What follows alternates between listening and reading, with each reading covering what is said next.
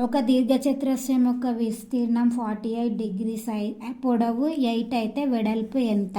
Solution. ఇప్పుడు మనకి ఏమి ఇచ్చారండి, ఇది దీర్ఘచతురస్రం అంటున్నారు. ఒక పొడవు ఎంత 8 సెంటీమీటర్స్ ఇచ్చారు, దాని యొక్క విస్తీర్ణం ఎంత 48 ఇచ్చారు. విస్తీర్ణం అంటే 48 ఇచ్చారు.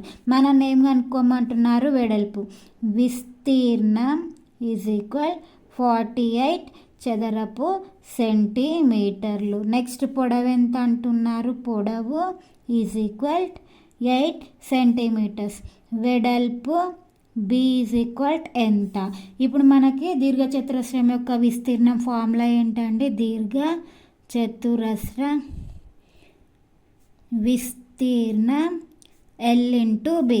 ఆల్రెడీ మనకి ఎల్ తెలుసు కదండి. ఇది 48, విస్తీర్ణం ఎంత 48, ఎల్ ఎంత 8, B is equal 48/8, 6, B is equal 6 centimetres.